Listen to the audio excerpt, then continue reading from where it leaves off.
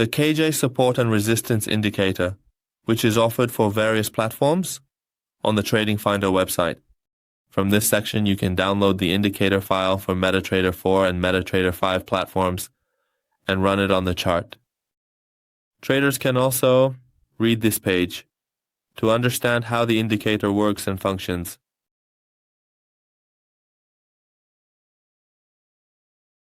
We select the indicator file from the Navigator section and execute the indicator by dragging the file onto the chart. Once the indicator is placed on the chart, it begins to identify and draw support and resistance levels on the price chart. The KG support and resistance indicator displays support and resistance areas for 4 timeframes that we set in the settings section. These areas are ranges where there is a likelihood of price reacting to them, and we can observe how the price responds when it reaches these areas. Here, we can observe one support level and one resistance level inside the barrel in this section. If the price reaches this level, it moves upwards, and if it reaches this level, we see it moving downwards. In the settings section, under the input area, there are options available for us.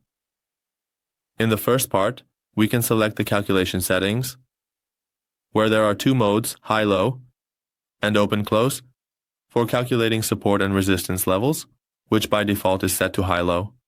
In the next section, we can set the 4 timeframes for displaying support and resistance levels, which by default are set to 15 minutes, 1 hour, 4 hours, and daily.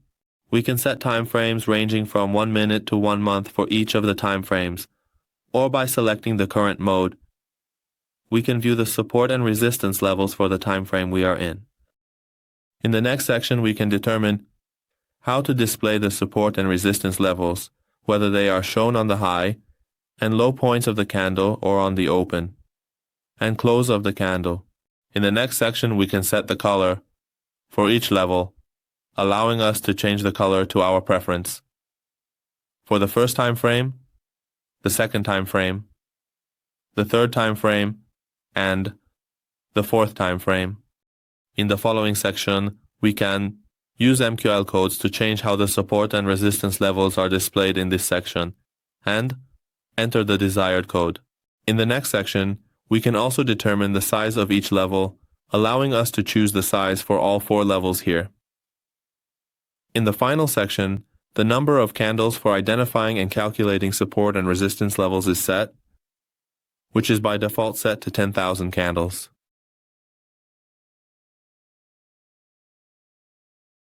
Well, friends, we have reached the end of this indicator tutorial. We would be happy if you share your comments and suggestions with us in the comments section.